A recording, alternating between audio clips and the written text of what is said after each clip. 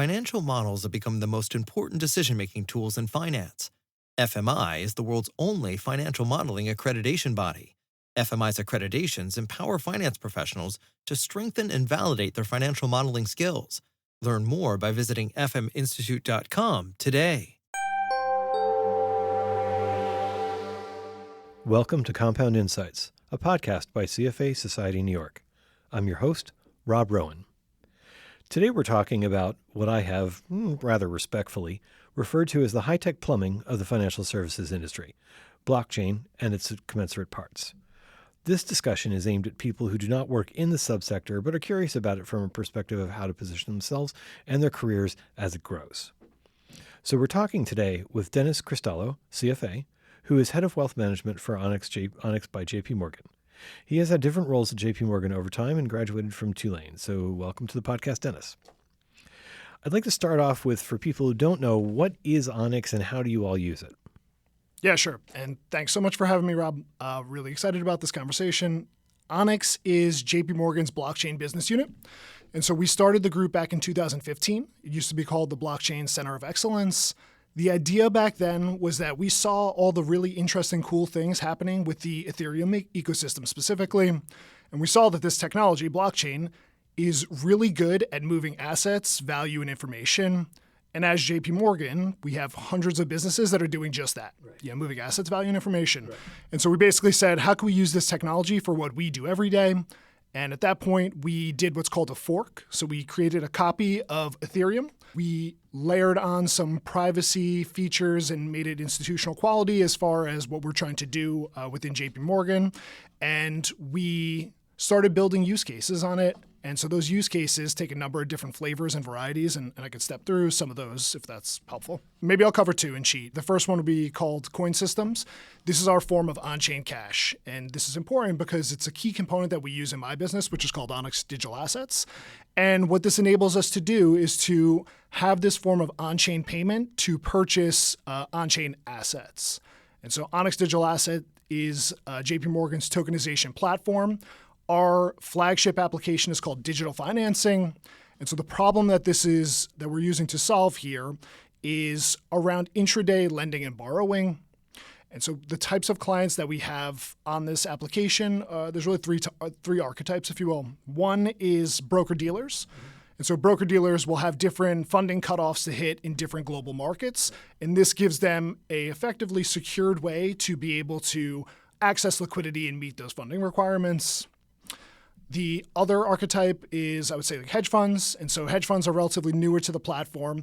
The idea here is you have a subset of funds, generally macro funds, which want to borrow against their high-quality liquid assets. And so what they do is they deliver their treasuries to this platform. They could borrow against these. And the nice thing about using this application is that we are able to pre-program maturity down to the minute. And so if they want to borrow for 62 minutes, we pre-program that ahead of time. And settlement, so the reversal of this borrowing, happens basically instantly. And so the nice thing for a hedge fund is it gives them the ability to borrow against these treasuries for a longer period of time. For example, if they have short positions. And then lastly, my favorite example here is around loan servicers. And they have this unique problem where once a month, they will receive a lump sum that they need to pay out to the owners of these loans. And so for them, the problem is that they don't know when in the day they're going to receive that lump sum, just because traditional banking rails are quite uncertain. Right. And so what they've done a couple times is what we believe to be the largest blockchain-based transactions of all time. Mm-hmm. And this would be $5 billion 1 hour loans using this platform, which is a crazy amount of money. And because this is intraday lending and doesn't carry with it a capital charge overnight, they're able to access these funds very cheaply, effectively. So for them, it allows them to bridge the gap between when they expect to receive funds and when they actually do, and to get the proceeds out to their underlying loan holders in a much more efficient manner. Okay, so these must be the largest of the master servicers, right, that do that kind of work. Let me back up for 1 second, because I think that some folks on the call, on the podcast here, are probably interested in this. From your perspective, could you explain just what tokenization is? You just used it. I just want you to explain it in a way that people can grasp it, because I know they understood all the financial stuff you just said, but maybe not the stuff before that. Yep. Yeah, so tokenization is one of these terms that is like being used by different ways in different contexts. The main idea here is let's take the ownership structure of something, like who owns this particular investment, and let's bring that onto a blockchain network. And so what that enables you to do, if you think about it in the context of, say, like alternative investments, is instead of having siloed data systems that your fund admin / transfer agent have, your fund manager and your distributor, it allows everyone to read off the same playbook as far as who's invested in this fund, how much have they committed, what's the status of their commitment, meaning how much is unfunded, and it shares that information amongst them. That's a key piece of this. It's not the only piece. I think the more important piece actually is this concept of a unified ledger. And what I mean when I say unified ledger is that you could have multiple different assets and asset types living on the same set of infrastructure for really the first time in financial history. And so what that enables you to do, like I mentioned briefly, is you could have a form of on-chain cash to buy assets on the same set of infrastructure as those assets that they're buying. Okay. Which sounds like common sense, but the reality is not that today. Yeah, right. The reality is if you want to invest in a hedge fund, you're doing subdocs 10 days ahead of time, you're sending a wire 3 days ahead of time, and you might get a trade confirm a week later. The whole settlement process is quite elongated. And so what this enables you to do is to instantly deliver funds into a smart contract or a simple piece of code that says, Rob has completed his AML KYC, and he's delivering $100, so we're going to mint him or grant him $100 worth of this fund token. Okay.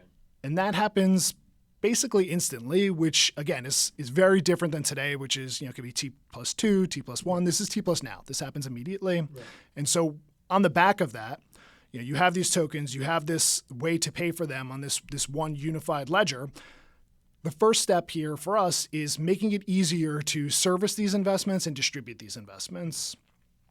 But really, again, that's just the first step. And so once we've solved that kind of plumbing piece as an industry, what we're able to do is to open up the design space on how you could interact with different types of assets. Mm-hmm. And so that gets back to that lending borrowing example. Yeah. We're talking about things like creating better secondary markets for illiquid investments, enabling alts within model portfolios. All those kinds of use cases really start with this foundational layer of how do I access this investment? Right. I want to talk about that a little bit more about where we are right now, because I think this is sort of mind-blowing in some ways, and I find it exceptionally interesting.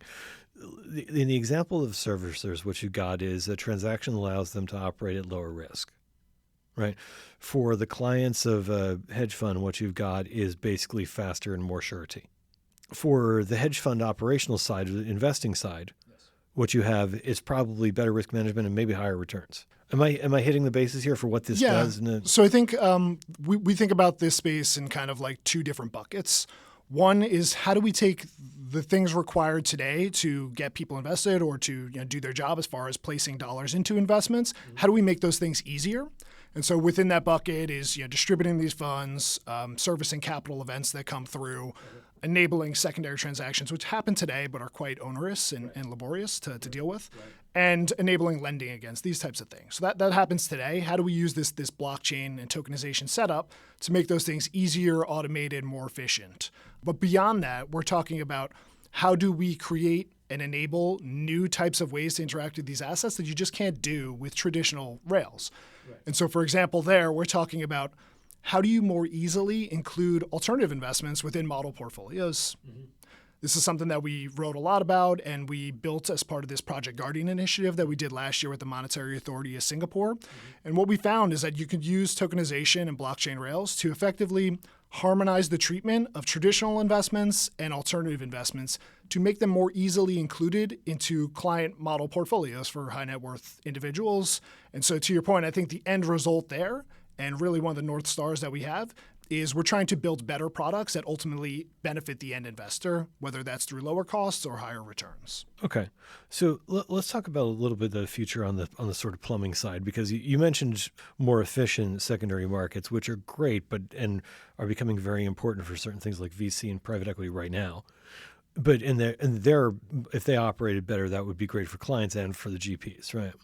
What other types of things do you anticipate this will help down the road, is there an impact for 401k managers, or what other plumbing is this going to improve that's going to have an appreciable impact on investors? Yeah. So I would maybe start with the liquidity piece, just because I think that is something, I know I mentioned it, but I think it's something that's quite oversold in the space today, which is like that you take something, you put it on a blockchain network, and instantly it's liquidity. Instantly you could fractionalize it and sell it to everybody. The reality is not that. Right. The reality is that the rules are the rules, regardless whether this investment's on blockchain rails or not. Yep. So on the liquidity side, we spent a lot of time thinking about this, and where we land is that it's not a day one solution, but having tokenization and having cash on chain enables or effectively gives you the ingredients to be able to have better secondary markets for illiquid assets. You still need a good amount of supply, which we think this actually helps a lot with, because what we see when we talk to different wealth managers is that there is a lot of supply of things that want to move and want to be sold, because the reality is people pass away, divorces happen, you need to sell assets. So there's supply, and what this technology can do is allow groups to buy these assets in smaller size.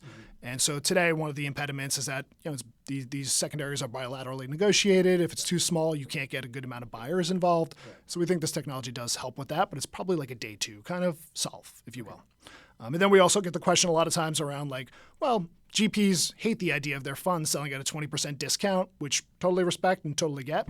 And so what we're pursuing there is one of the cool things about blockchain technology and tokenization is that you could effectively embed a royalty so that the manager gets compensated every time something sells on a secondary market. Yeah. And then we're also starting to explore around how privacy could play a role within secondary markets as well. Yes. Yeah, that is exceptionally interesting, and also becoming a requirement as things like GDPR evolve. Yeah, exactly. And then to your original question, which is kind of the future of plumbing here, really one of the vision statements that we have is around if you think about wealth managers or RIAs that are delivering many types of solutions to their clients, a lot of times they'll be in this model portfolio construct where you have kind of a liquid asset allocation product that's being built for you. It might be customized, it might be an SMA, it might be a UMA. That's kind of the core of what you're doing. Then on the satellite side, you have more like opportunistic alternative investments that may or may not have capital calls associated with them. And so what we're looking at is a future here where we can effectively set up the circumstances where a capital call comes through for a private equity fund, and a smart contract is automatically redeeming from the liquid side of the portfolio to fund those capital calls, which is kind of a next level idea in the sense that you don't have cash drag in that case, you don't have opportunity cost, and you don't have to deal with a phone call from your advisor, because this could all be automated, which is one of the noted pain points in the industry around capital calls. Yeah, it is. Some of the people who are counterparties in capital calls don't want to make it go that well.